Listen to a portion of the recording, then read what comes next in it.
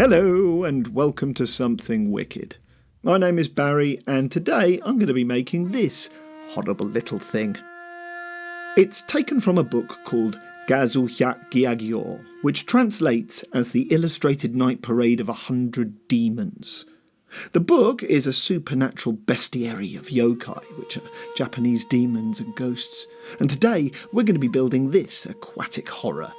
Commonly referred to as the Kappa, this creature has a taste for cucumbers and an unusual fascination with buttholes.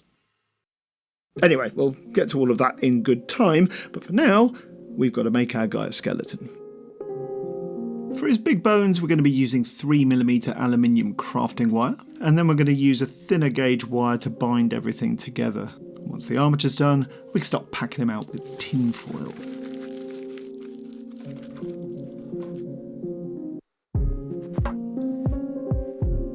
Did you know that if you mix baking powder and superglue, you get a really strong adhesive? But do make sure that you do it in a well-ventilated space or it's going to melt your lungs. Anywho, once the armature is ready, we can start covering it in cosclay.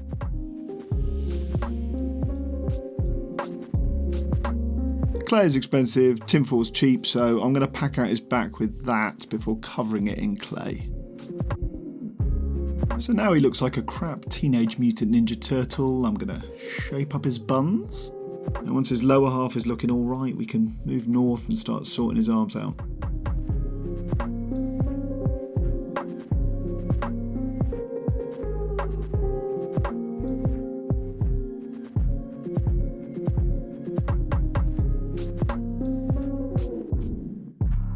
I spent ages piddling around with his face, but once I found an expression I liked, I gave him a super sculpty schnozzle, and with that in place, it's time to find out some more about this creepy little thing.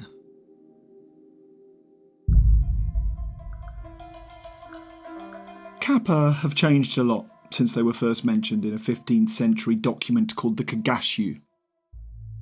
Now at that time, Kappa were thought to look like mammals, like otters or monkeys.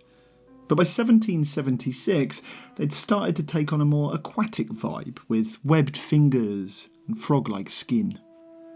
From there, by 1800, they'd started to look more Tertullian, with pointed beaks, shells and a little tail. They're also said to have 3 anuses, something that apparently allows them to fart 3 times as much as humans.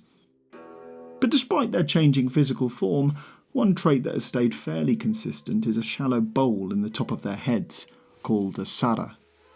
Now these sara contain water from the river that the Kappa lives in, and that's the source of its strength. Now if this water is ever spilt, the Kappa is rendered powerless. So let's get cracking with his sara.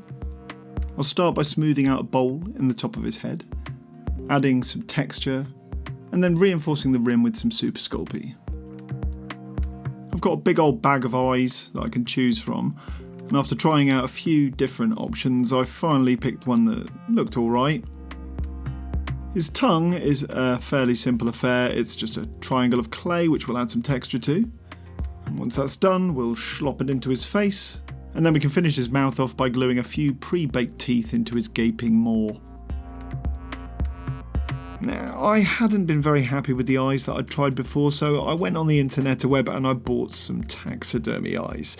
These ones were intended for a frog, but they look absolutely amazing in the face of a Kappa, and now they're in place, we can get cracking on his shell.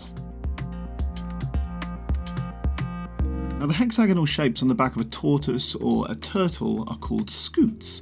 I wanted the scoots on our guy to look absolutely badass, so I shoved a load of spikes in them. And after spending an exorbitant amount of time working on his scoots, I put a few more spikes down the rim of his shell, just to make him look extra awesome. Now do you remember earlier I said that Kappa have 3 anuses? Well, I couldn't not make them, could I? So, here they are. And once his horrible little bumholes are in place, I'll set about hiding them with an adorable little tail. His feet are all over the place, so I'm going to have to build him some toe bones. I'll use epoxy putty to bind everything together, and once that's dried, I'll start shaping up his feet. Now, being reptilian, his body is covered in a range of different size scales. I'll add those with an assortment of homemade sculpting tools, and once we've mapped them out, we can start adding detail and texture to them before turning our attention to the rest of his bod. I'll use my trusty pasta roller to spoff out a nice flat sheet of clay that I'll use to cover his plastron. We'll add a few more scoots down the front before turning our attention to his hands.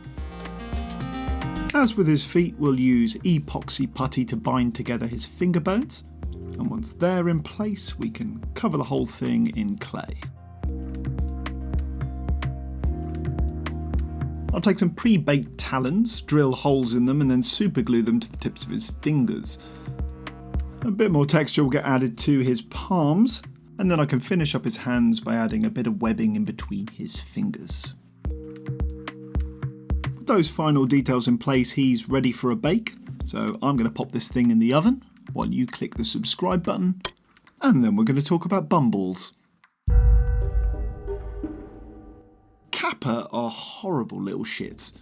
They wait underwater for someone to drop their pants, aim their bum at the river, and then they extend their arm right up your rectum, grab your tongue, and pull you inside out so they can get to your liver. They're also after something called a Shiroku Dharma, a mythical ball that is said to contain the soul, located inside your anus, obviously. So clearly you need to know how to defeat one if you ever get into an altercation with one.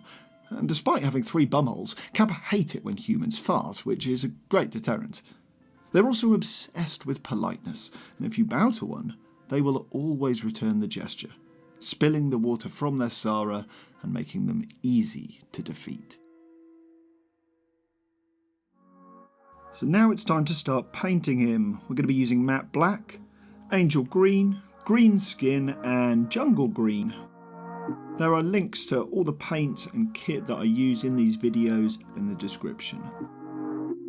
Anyway, once his base coat is in place, we can give him some stripes.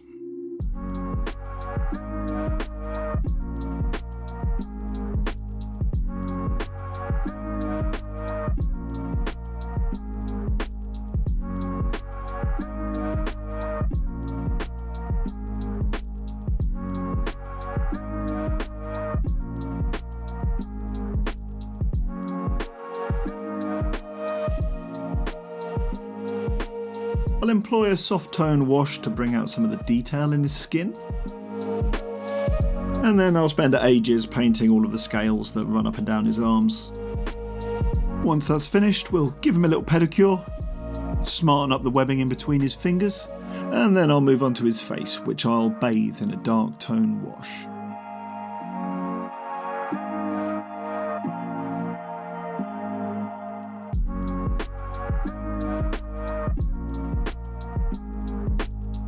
Liquid mask is a type of liquid latex, and we're going to paint it around his mouth to make him look totally rabid. Once that's done, I can start loading up my airbrush with red and black, give that a mix, and then I can spray paint the inside of his gob. The liquid mask will come away easily, and because of its shielding properties, it means that I can easily clean up the rest of his mouth. Anywho, now his face is done, we can turn our attention to his back. I'll slather on a generous serving of fur brown paint, and then we can start dry brushing it to bring out some of the detail in the clay. And now our beautiful boy is pretty much ready to go to the prom. We've got to think about his hairstyle. Kappa are often shown with this doiky little haircut, and this was said to be inspired by Jesuit missionaries from Portugal who arrived in Japan in 1549. To recreate that classic look, I'm going to use a strip of eyelashes that people use to make creepy little dolls. And once that's super glued to the top of his head, I can start fixing his hands. So the webbing in between his fingers was originally made out of super sculpting, and while that looked okay, I wanted the webbing to be really thin, like a membrane. So I started piddling around with something called Fabri-Tac. Now this is just fabric glue, but it's possible to lay it down in thin sheets that dry quite quickly and hold their form. And with a lick of paint, I can really achieve the look I'm going for.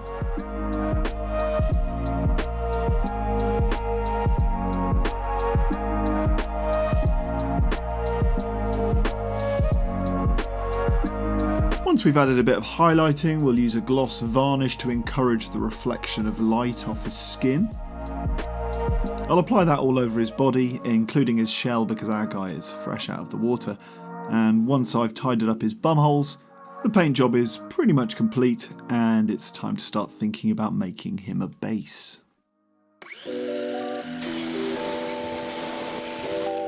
Once we've got an approximate square of wood, we'll paint it black.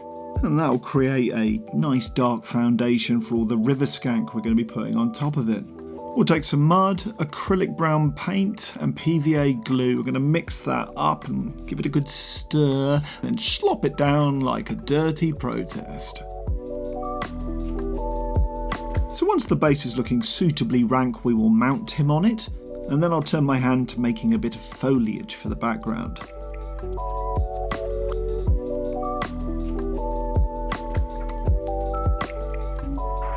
I'm going to mix up some 2-part epoxy resin, which I'm going to tint with a yellow-brown dye. After whisking that for 5 minutes, I'm going to pop the solution into my newly purchased vacuum chamber. We're going to use that to suck all of the little air bubbles out of the resin.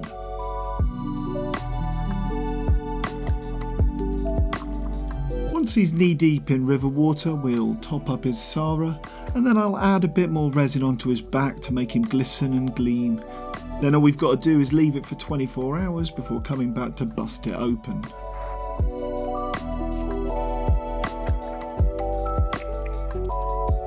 For the most part, I'm pretty happy with how things are turning out, but there are a few rough edges that I need to smooth over.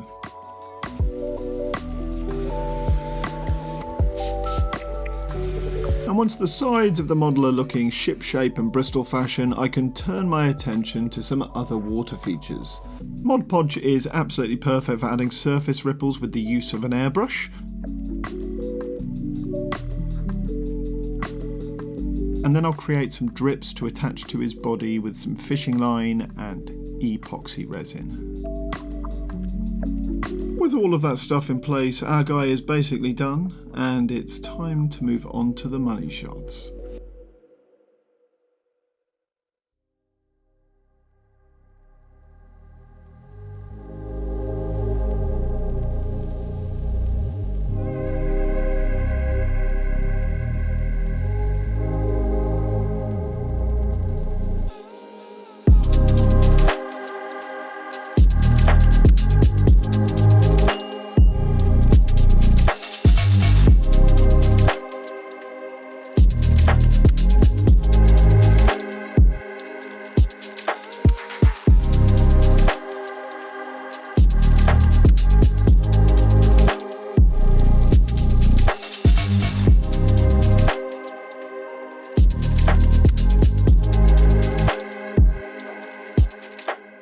Surfers Against Sewage are a UK-based charity that work hard to keep crap out of our rivers and our oceans. And I've decided to support them with this Kappas Against Crap t-shirt. Available from my shop, all the profits from that t-shirt will get given to Surfers Against Sewage to help them in the good fight. Now, I could never make any of these models without the support of my incredible patrons, and I want to say a massive thank you to my newest. Thank you guys so much for choosing to support me. You're absolutely bloody amazing. And if you'd like to join this incredible band of human beings and support me in making these videos, please do check me out over on Patreon. Anyway, until the next time, stay wicked.